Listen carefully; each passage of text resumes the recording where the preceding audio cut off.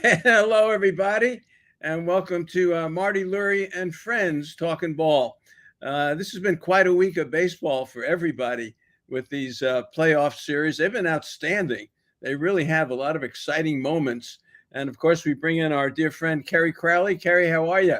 Oh, doing well. Bunch of playoff baseball this week. You mentioned the exciting moments, and we just saw one a few minutes ago. Francisco Lindor with the grand slam against the Philadelphia Phillies. The Mets don't quit.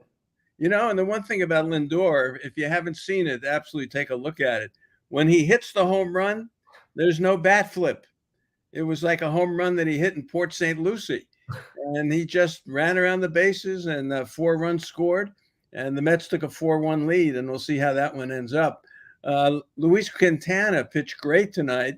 Ranger Suarez was good too. But look, this Mets team, they are a number 6 seed, and they have a shot here if they hold on to this lead to knock the Phillies out. And of course, the Phillies are number 2 seed here. How about that?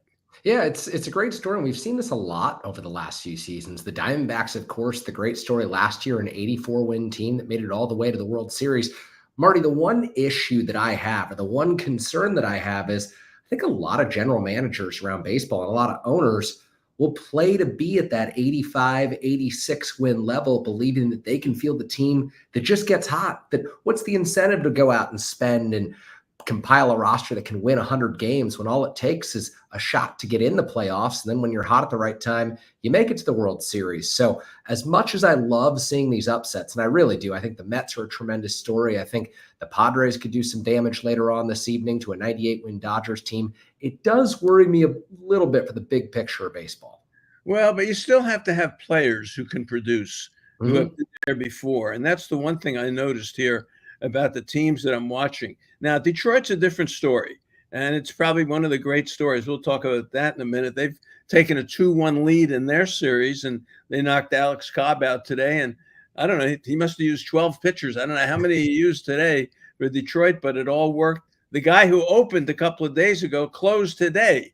How about that? But my point is, when you look at the players who play in the playoffs, they are players who've been there before to some degree, and they're ready to shine in that moment. And when we talk about the Giants, you have to say, do they have those kind of players right now? And if they don't, how are they going to get them? Yeah, absolutely. I think that is the dilemma facing Buster Posey and everyone who's about to work in this front office. There's two guys who stand out right away, and they're the two guys that everyone's thinking of. Logan Webb, you go back to his performance in the 2021 postseason down the stretch. I don't think there's any question that he can be a successful playoff pitcher. The way that he shined against the Dodgers that year, that was tremendous, and I think gave everyone the belief that he deserved that long-term contract that he signed with the San Francisco Giants. 5 years, $90 million. That, to me, it looks like a bargain for the Giants right now. And the other is the man that they locked up to the 6-year, $151 million deal. I have no doubt that if the Giants got to the playoffs, that the moment wouldn't phase Matt Chapman. It wouldn't be too big for Matt Chapman. He's been there. He's done that. And we saw it with one of his former A's teammates where maybe the moment was too big for Sean Manaea way back when the Oakland A's were starting him in the playoffs. I remember going out to the Coliseum and watching Manaea face off against the Tampa Bay Rays. I believe it was the 2018 wild card game, and he got hit early. It was Yandy Diaz who took him deep twice in that ball game for Tampa Bay, but he comes out last night against the Philadelphia Phillies, and he shines. A former Giant who really made his mark this year. He became the ace of this Mets squad, and so I think the veteran players, something you talked about, something that Brian Sabean and Bobby Evans always prioritize, having those guys on the roster, it may slow you down a little bit in April and May and June, but in August, September, October, those are when those guys earn their money. Well, as I like to say, the pros take over. Yeah. September. Manaea is a good story. I wanted the Giants to sign Manaea last year. They didn't know what to do with him. If you look, lefties hit like 106 against him. And I guess they didn't want to spend that kind of money for a situational left-hander.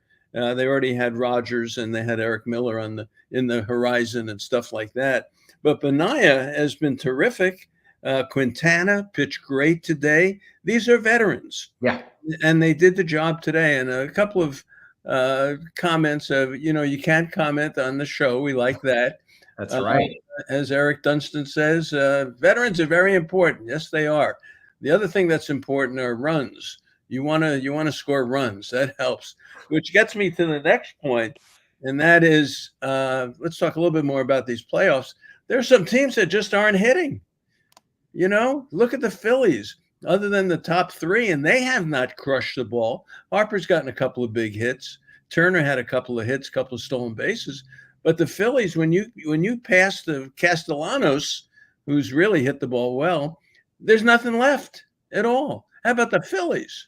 I know, and it's puzzling because that lineup looked like it was built for October. There's a lot of veteran players, guys who played for Team USA in the World Baseball Classic, who performed on the huge stage. I mean, remember how good Trey Turner was for Team USA a few years ago? And Bryce Harper, he's someone who's been there and done that. Castellanos is the guy who really has performed. He came through in a big way earlier in the series at Citizens Bank Ballpark. But I think that they've been a pretty big disappointment when you consider the regular season that they've had, and also the way that Dave Dombrowski built that roster. To me, when you looked at the Phillies at the beginning of the postseason, they were one of the 3 or 4 teams that I said, they can win it all. This team has what it takes because they have the pieces in the bullpen. And, it's different every night for them on who they go to, but they have guys who succeeded in the regular season. They've got enough of a rotation with Nola and Wheeler and Ranger Suarez to get through a tough NLCS or NLDS. And they haven't done that right now against the New York Mets. And so it just goes to show you can build your roster any which way, but you need the right veterans to come through in the right moments. And it is so unpredictable in terms of how that happens and when that happens for you.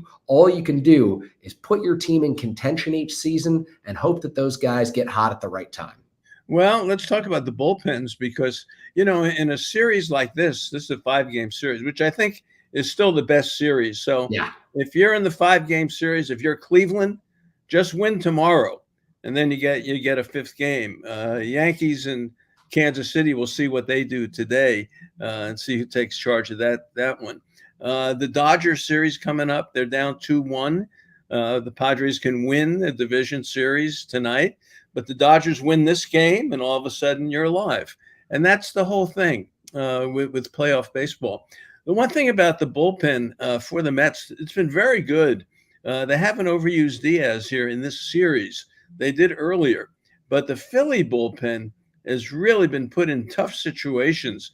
And Rob Thompson left Nola in probably a little too long yesterday, and he looked for the kid to get him out of a bases loaded, nobody out situation. And Marte ended up getting out the two out single. So the bullpens are really something to watch, but it's the hitting.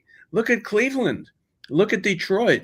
I think my friend Joe Sheehan, who does the gaming letter, said the over-under on total runs in the whole series, 26.5. Yeah.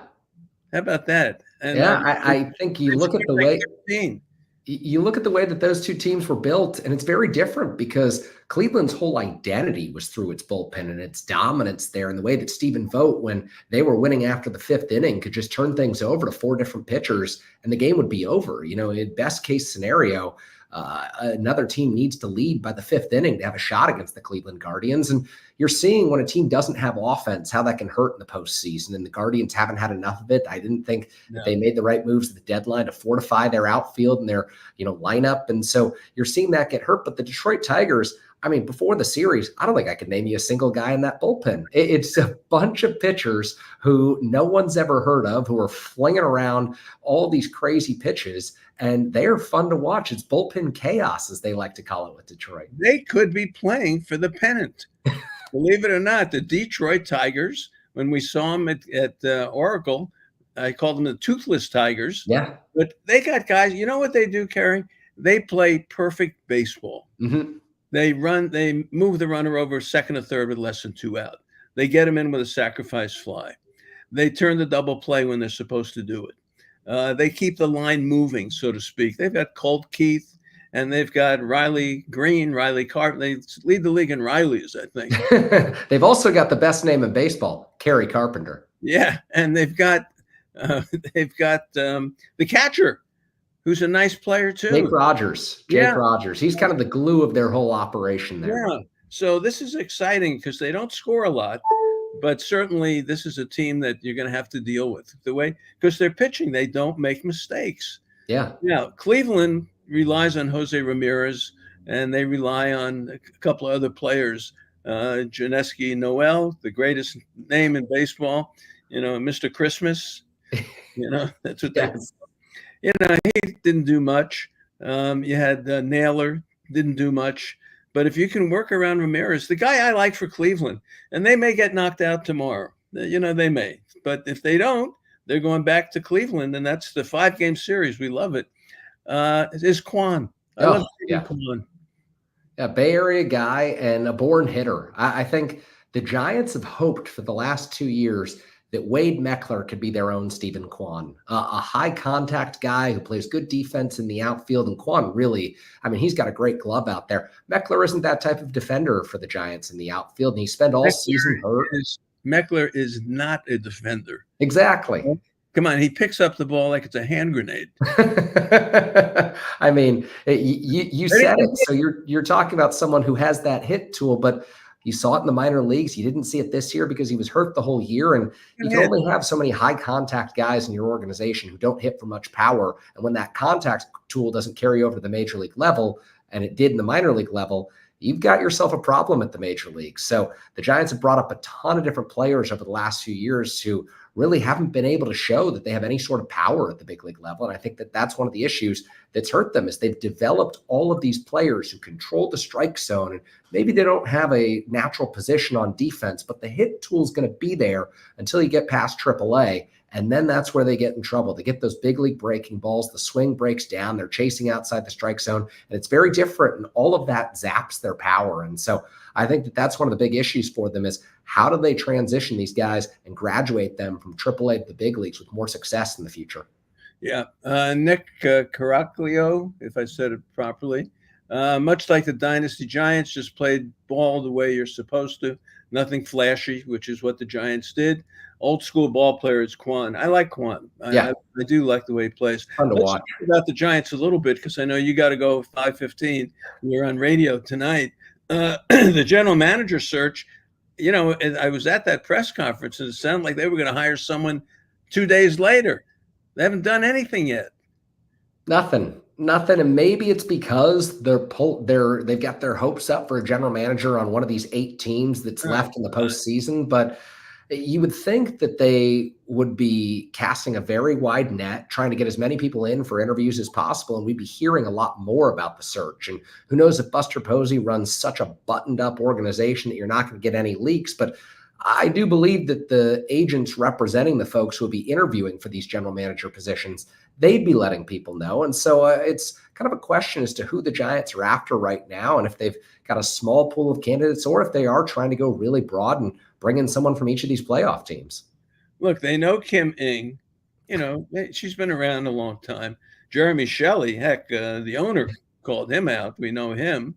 Billy Owens is very well known in the Bay Area. So we know that. And who else do we have? Bobby Evans. Right there. Bobby Evans, I don't think is serious. And Brian Sabean isn't serious, but they may be advisors. But of those 3, you think you know what you got in those 3. So you'd like to see him do something. So we'll see. I'd like to see Billy Owens get it, as I said. Yeah, they need evaluation. Yeah. That was the whole thing. Rick Robin, our sponsor. Good evening. If you were Buster, would you sign Kim or Adames? I think Melvin should have stayed this year. Next year, Hallberg next year. Well, if I had to pick Kim or Adames, I guess I would take Adames. Yeah. If Kim is healthy, Kim is a terrific shortstop, and Bob Melvin likes him a lot. Well, there's no reason you can't sign both of them. Yeah, well, there is a reason. You probably couldn't. What are you going to do?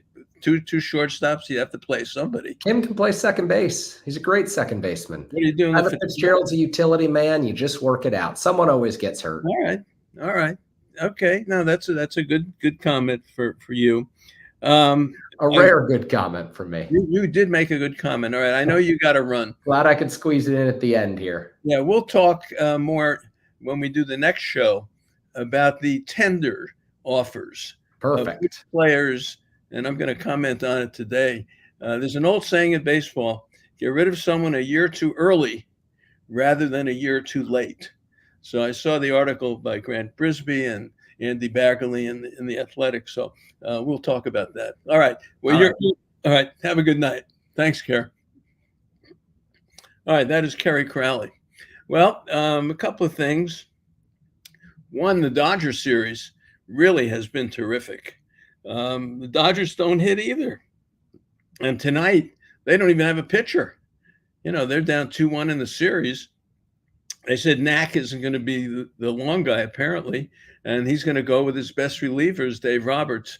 But it's been a crazy series with Tatis, with Machado, with Ohtani, with Dave Roberts. I mean, wow, I don't think I've ever seen a series quite like this. And get your thoughts. You can comment on our comment section here, what you think about this series, the Padres and the Dodgers. But the Padres go to win the pennant, not the pennant, but go to win the division series and take a shot at the league championship series. Now, wouldn't it be interesting if it's the Padres and the Mets? Wow, how about that? I think Fox would like that because you get New York and then you get the excitement of Tatis. Have you seen what Tatis has done? I think 10 for 18 in the playoffs so far, the best anyone's ever done. So he's doing well. And this is a good game tonight. That's why we're going to end the show a little earlier today because I know everyone wants to watch that game. Paul White is going to be our next guest. And we're waiting for Paul. Is he available, Ryan? And we're going to see when he gets here. He'll let me know. All right. But Paul, he's been on the radio show with me so many times. He's one of the top sports writers in the East Coast, and he was the creator of the USA Today Baseball Weekly. And he's been on with me for years, and we've talked a lot about baseball, about trades. We try to get on every holiday together, and certainly I was looking forward to having him on. And let's see, Ryan, where are you? Our producer. And all right. Okay. Well, Ryan, tell me, send me a text. Let me know if Paul is there. And then he just joined. Okay. There we go. All right, Ryan. All right. If we have Paul White ready, we'll bring him in. When we do, he's almost ready. All right, it's fun. Hey, we are going to have a guest tonight who's a fan. And we talked about this last week, and I put it out there. If you want to come on the show, we're going to do a short segment with someone about their thoughts about the Giants, the priorities, their history of being a Giant fan. And we have someone that's going to be on tonight, and he lives up in the Elk Grove area, Dallas Hellicker. Helicker is going to join us a little bit later after Paul White. And then we're going to talk to him about what he likes. So if you're interested in being on the show, it's Marty Lurie at yahoo.com. All right. So I'll get into this a little bit while Paul is getting set up so we can see him, Ryan. For me, as I said, you want to get rid of someone a year too early rather than a year too late. I see no big advantage on tendering a contract to Lamont Wade. I'm looking at other first basemen in these playoffs, what they can do. And I think Lamont, if you get involved with him, even if he's a bridge to Bryce Eldridge, I think you're asking for trouble. So that's one I would not tender to. Tyler Rogers is another one. He's been terrific. But again, a year too early rather than a year too late. And for Tyler Rogers, I would trade him. I think he's got some value, but I'm watching these. Paul is having some technical difficulties, nothing on my end. Okay, right. Well, we'll get Paul set up when you're ready. Tyler Rogers should be traded. I think that's the thing that I would like to see happening. So Wade, you don't tender. And when it comes to Rogers, you trade him. Now, Yastrzemski is the one that's a little more difficult because he does play an important position. He's got a little bit of power. But again, you're talking about 34 years old and something like that. So if you bring him back, you're stuck in right field. And we're watching some of these players for these other teams. They're young guys. and they're playing the outfield, and they can run and they can do a lot of things. And I would say Yastrzemski, if I had to decide, I would say no. I would not tender him, and I would try to get a younger right fielder. The Giants are a few years away from getting this thing together. Look, they're chasing the Padres. They're chasing the Dodgers. The Dodgers are going to spend money and always get players. And you get, of course, Arizona. They've got young players. And Colorado, they just re-signed Buddy Black. So, he's coming back. Liam says, would you prefer Adames or Santander? I would prefer Santander. And I said that last week. He's got bat speed. And I said this about Ramos last year when I saw Ramos play, and I know they kept sending him down and all that kind of stuff. And I said, you know something? Ramos can turn on the ball. He's got real bat speed. And I felt that Ramos would be a good prospect to keep working with. And sure enough, in May, when the Giants had trouble in left field, and Conforto, of course, is a free agent, he will be gone. Yeah. Boy, Teoscar Hernandez, Eric wants to know, hey, boy, don't you think we'd love to have him? How about the home run he hit last night? Padres are up, 6-1? And Hernandez just hit one. Ball is carrying, isn't it? Boy, you throw that pitch down the middle and you get under it, and boy, these guys can hit it. And Hernandez hit a big home run. Yeah, I'd love to have Hernandez, but it's not going to happen. Santander of the Orioles, I like the bat speed, and I sort of compare him a little bit to Ramos. So that's how I feel about him. But the last one is Duvall. And again, it's a great arm. I would not give up on Duvall, even though you can find relief pitchers. Look, Randy Rodriguez came out of nowhere. Ryan Walker came out of nowhere. You can find relief pitchers, but Duvall is someone they know. And I think his arm is good enough where you're not going to get true value for him if you trade him. And I would tender him a contract. And for me, Duvall comes back. So that's the four of them. Conforto does not come back for me. There's no reason. Well, I'll tell you, the Mets made the right choice. They were going to take Jesse Winker or Conforto. How about Jesse Winker? He's a wild man. Hit the home run the other day, crossed home plate, threw his helmet down and all that kind of stuff. And that worked out well. Conforto can play somewhere.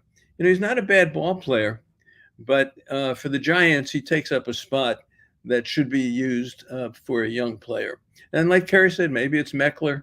They need someone at the top of the lineup that can get on and give him a chance. Giants are still a year or two away, so don't get too excited. Now, Buster Posey. I said it last week. I was there when he was announced as the president of baseball operations. It's great to have him back. It is. But remember, he can't play. And Belt can't play. And Crawford can't play. And Panic can't play. Panic can coach a little bit. So it's exciting to have Posey back. But he's got to be a general manager or have a general manager that he can relate to, that they can make decisions about what to do. And if that means having Brian Sabean in his inner circle, absolutely. If it means Bobby Evans in the inner circle, absolutely. But the key for me, and we can get very excited about Posey and what he brings to the Giants. It's a very exciting time for the Giants, but he can't play. And this is going to be the big question as we go through the winter. I can't wait for them to have a general manager, which I hope is Billy Owens. But then you got to start evaluating the tender offers, the free agents and stuff like that we're having in this discussion tonight on the comment section about Willie Adames, who's had a great season. The Brewers, boy, that Delvin Williams, he just gave up that big home run. Lindor is something else, isn't he? And I know that they vote on MVP before the playoffs start, and that's true. You should, because it's not fair if a guy is not in the playoffs versus a guy who is. But, boy, Lindor, I know Ohtani's going to get it, but Adames, Lindor, they were two first-class shortstops when the Mets and the Brewers played. That was pretty good stuff. Um, Base running has been good. I made some notes today that I was going to talk to Paul about. We'll get Paul White on, I guess, next week. He had some technical difficulties connecting to today.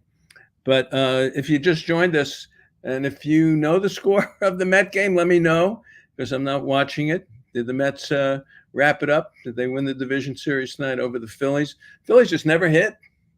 And the other thing is bullpens. Now, in a 5-game series, which is never over, believe me, I'll tell you that again. If any of these teams can stave off elimination and get to that 4th game and win it, anything can happen. We've seen it with the Giants countless times. But you look at the Giants and the way they play, and you just see players who have to come through in the big time. And they had players like that. They did. Now, relief pitching is a key. Okay, Marcia, thank you. Mets won. All right, so the Mets could be playing San Diego. They could be playing the Dodgers. Let's see what happens tonight. Believe me, if the Dodgers win tonight, get ready for what's coming tomorrow. That'll be amazing. That's one of the reasons we did the show tonight. In fact, why we're going to end the show a little bit earlier, because I want to watch that Dodger-Padre game. But relief pitching, here's my point. You know, we always go, don't let a pitcher go the 3rd time through the order. Terrible things can happen. Well, in these 5-game series, you're seeing the same bullpen guy 3 or 4 times. And by that time, you've got a good look at him. And that's why I think there's some trouble in these bullpens. Look at Clase. Now, of course, he never gives up a home run, and he ended up giving up that home run to Carpenter, Kerry Carpenter. I think I called him Riley Carpenter, but he knocked out that 3-run homer. But look at the pitchers, even Suarez. You know, Suarez for the Padres. You get him tonight, and he's there late in the game. He throws 100, but it's straight. And, you know, he's given up those devastating 9th-inning home runs. So my point is this. When you look at bullpens in a 5-game series and even a 7-game series, you're seeing the bullpen a lot, and you get used to it. And that's got to be very careful how the manager uses the bullpen. But I'll tell you, the days of Jack Morris or Juan Marichal or Bumgarner or these people going 9 innings, forget it. It just doesn't happen. So what did you think? Got something cooking there on the screen. What did you think about Manny Machado throwing the ball? How about that? He threw the ball at apparently Dave Roberts after Jack Flaherty hit Tatis, and that was pretty crazy. But the thing I liked about it was when the game was on the line, Manny Machado got the whole team together in the dugout and said, whatever he said, probably said, do not fall for this stuff. We're here to win. And he became a real leader. And that's the first time I've ever seen Manny Machado do that. What did you think of Profar? How about the catches he made? And last night, Betts hit incredible, the same exact ball, and it hit off Profar's glove. He didn't catch it this time in the stands. And Betts thought it was caught, and he ended up rounding second and going to the pitcher's mound. And then they said, no, it's a home run, and he went back. I don't think I've seen that before either. So that's what we got. Do we have Dallas ready? Ryan, is Dallas ready to come on? Because I'd like to get him on and chat with him a little bit. So let's see if Ryan, our producer, can make that happen. And we'll see how that goes. What about Pete Alonso?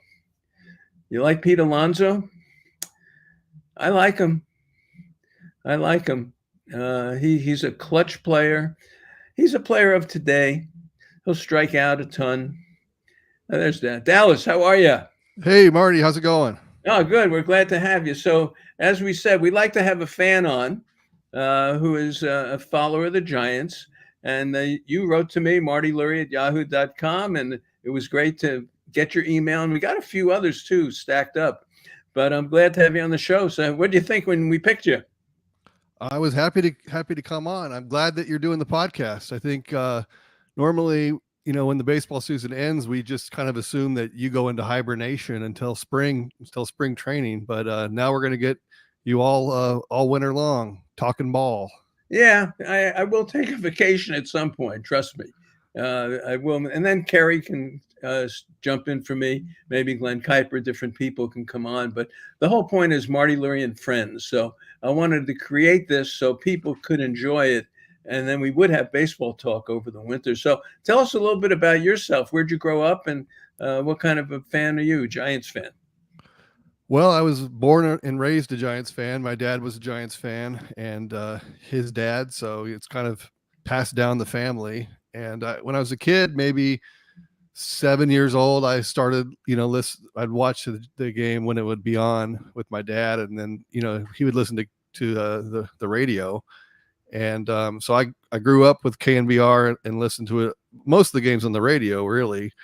But got into the Giants then with Will Clark and Matt Williams and Robbie Thompson and that team, and then Barry Bonds came in, and then it's been several different generations of Giants teams since then. How did you like Will Clark's comments? Did you see them? I did. What do you I think? did.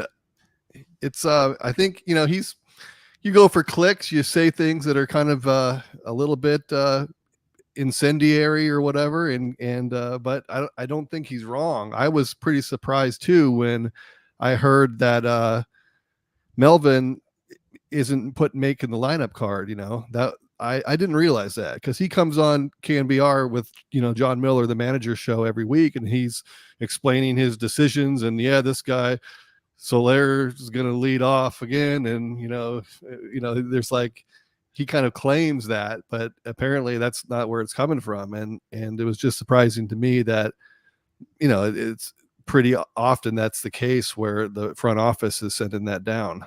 Yeah, and I don't think it's going to change that much, to tell you the truth, because look, there are 100 people working there, and the only reason they get up in the morning and go to work is because of the statistics and the analytics that they do. So all that information is going to be filtered down to Bob. And I assume he will have the final say on the lineup. I think that's what Will was trying to talk about. But I think there still will be a big influence. Let's face it, it does help. It does help to give you the information when you do make the lineup up.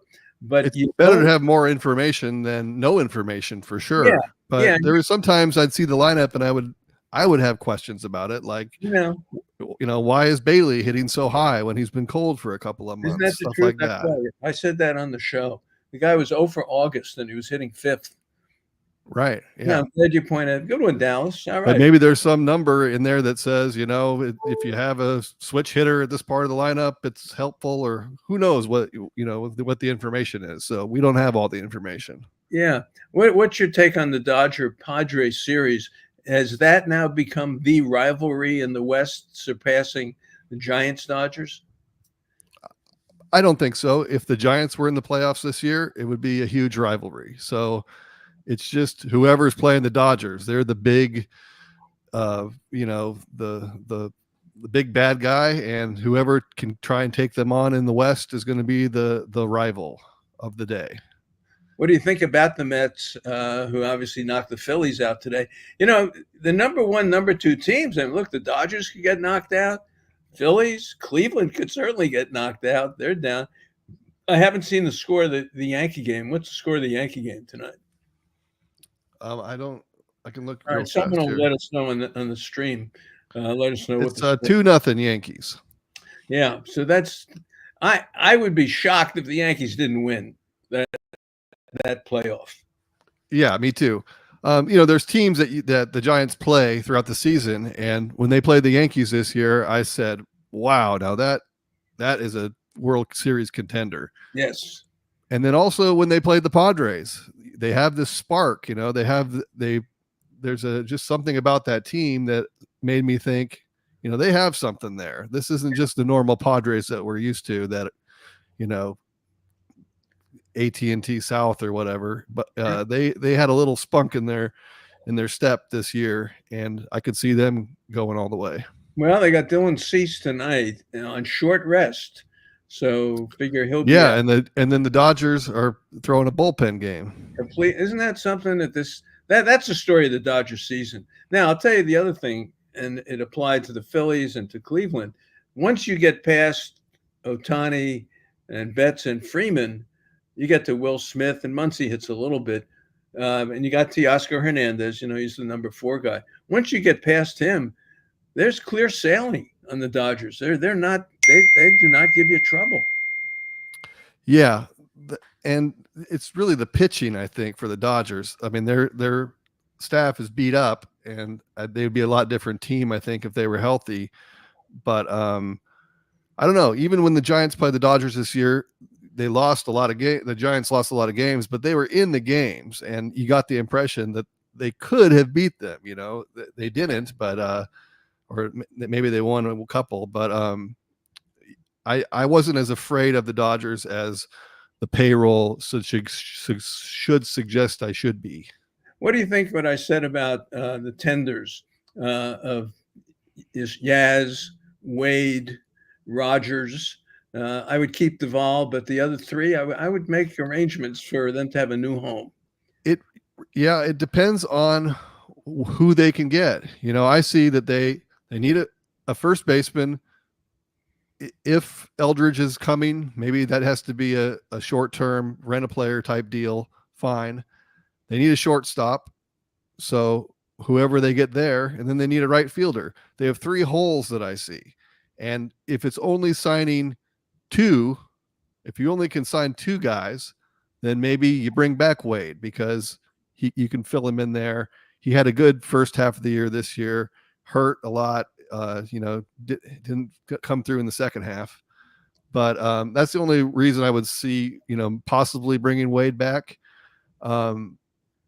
And he got off to a really hot start. So I don't know. He wouldn't be that expensive for sure. If you bring in, Goldschmidt, or that's going to be an expensive contract. Yeah, but I really feel this, and we don't know what Posey's going to do. That's the whole thing. It was great. The press conference was fabulous. I wanted him to get a bat and start playing. It was that kind of thing. And I did ask him the question, "What do you think of the team?" And he never really answered. But you've got to get players. And at first base, if you took Goldschmidt, I could go along with that. I think you need to get something. You got to be bold. You have to take a chance. And I think what happened in the 6-7 years of Farhan is that everything was calculated perfectly. That if we're going to do this, when you add everything up, yes, this is the move, because on balance, it made sense. But those days, I think, are done. They're going to have to take some chances here. And they're going to have to take some chances. And that's the way you get a player who's 25 or 26, and you make something happen. So that's my message to everybody. Yeah. Can we talk about the pitching real fast? Please, go ahead. Because I think last week you were not really sold on Hicks in the rotation. Well, they say Andy Baggerly wrote about it today, that he could be the swing guy in the rotation, right, in the bullpen. So let's see. You got to hope his arm is okay. Right. Because they signed him to be a starter. I assume he's going to get at least a chance at it in the beginning of the season. He was good the beginning of the year, and then progressively got more tired, I think, as the year went on, and then hurt. So I guess it just remains to be seen if he's viable in that rotation. It looks like Robbie Ray's going to be in there. Hopefully he can stay healthy. But then the Giants have, like, I don't know, 8 or 9 different guys that could fill into those last, two spots, with Harrison and Birdsong and Roop and Black and Beck and Wynn. And, even Bivens was good. He pitched 5 innings one game, a couple of 4-inning starts, so, and pitched well, So they have some options there, and maybe you could never have too much pitching, as the saying is, but there might be some trade possibilities there if they wanted to move some of those guys. Well, I thought they should. And those are the guys you want to move, because they have some major league experience and someone could use them. It's not like taking a guy in Double-A who's never been in the big leagues. So I think there is some value there. Snell, undoubtedly, according to everybody, Now, who knows? Maybe this is the bold move. Maybe they bring him back, but it doesn't sound like it. But for Hicks, maybe Hicks is a trade. He could be traded. Someone would have to eat a lot of the salary, but maybe Hicks fits onto another team if the Giants see. This is the key. We don't know how they are going to evaluate anything until we see them make a move. Make a move and explain it. And that's what I want to hear. So until they do that, we're still spinning our wheels again. Right. Yeah, but yeah, it seems like to me that that's one thing they do have is quite a bit of talented young pitching, and that could be their strength. And if they sign Snell, then that they have a lot more pitching. Yes. A lot more pitching than they need. And then they definitely could try and fill in right field or shortstop, from someone on another team. Oh, maybe that's the bold move. Could be. You got to make a bold move. Something's got to happen here. You just can't say, okay, let's develop another year of Luciano and Matos and this one and that one and Fitzgerald. You got to take a shot here and get some players that you can look at in the playoffs. Right. Well, they got a few that came up and produced last year. Yeah. And maybe they one or two more guys this year start showing signs of life and gets a place in that lineup. I thought Schmidt, for the first time, showed me. When he came up originally, he was hot, but I thought Schmidt showed me a little bit of something later in the year that he could pull the ball. I was happy. Yeah, he looked good, and his defense is solid. I think when he came up, he had a couple of kickballs or whatever, but he's got a really strong arm and really athletic, and I think defensively, once he settles in, he's going to be really good. Yeah. All right. So the Phillies are toast. The Dodgers may be toast today. Yankees probably are still alive, and Cleveland's going to be toast. So much for the bye and winning your division and everything else. You just get knocked out. So I guess baseball likes it. I guess so. All right. Tell you have a website, do you not? Oh, my website, not baseball related, but Beer of the Day. It's a craft beer website and podcast that I do. Sure. How does one find it? Give it a plug. Go ahead. It's beeroftheday.com and then at Beer of the Day, Instagram, Twitter, Facebook, YouTube, all the different things. Well, glad to have you on. This is what I want.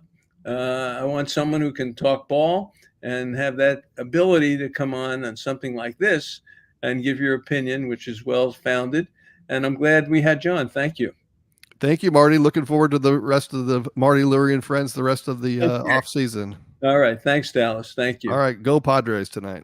All right. Boy, isn't that the truth? Everybody rooting for the Padres tonight. Dylan Cease against a bevy of relief pitchers. How about that? Well, that's going to be our show for tonight. As I said, the game, it's 5:43, so that game's going to start in about 15 minutes, and it's going to be a heck of a game, believe me. The Mets series was outstanding. Really was fun. The Mets series was really fun. Detroit played great ball. They played great ball. Let's see if they can wrap it up on Cleveland tomorrow. But I'll say it again, these 5-game series, just win a game, and then it's all different. Have a big inning. Then it's all different. So we still got a long way to go to figure out what's going to happen. But I appreciate Ryan doing a good job tonight. I'm sorry we didn't get Paul White on. We'll have to do that another time. He had some technical difficulties. But Kerry was great. And you can subscribe, hit that little bell next to this subscribe. And it's good. So then you'll know when I'm on. And we'll try to come on when something happens. And we'll see we'll see what our schedule is, but you'll hear about it. So that's Marty Lurie and Friends. We talk ball. That's what we do. So everyone, by the way, our friends in the East Coast in Florida, I did grow up in South Florida many years, and I've been to Tampa, and I've been in that area, Orlando, Gainesville, where I went to college. Boy, they're getting hit hard by this Hurricane Milton. They're getting hit hard. So my thoughts are with them. You just hope that people evacuated and got out of there. When I grew up in Miami, if there's a hurricane, we had a party. you didn't see winds 170 miles an hour. It was 110, 120. And, if you lived in Miami Beach, the fish from the ocean ended up on your sidewalk. And that was the worst thing that could happen. But this is really, these are devastating storms. So I'm thinking about a lot of people down there that I know in that area. So I hope everything is well. But that's our show for today.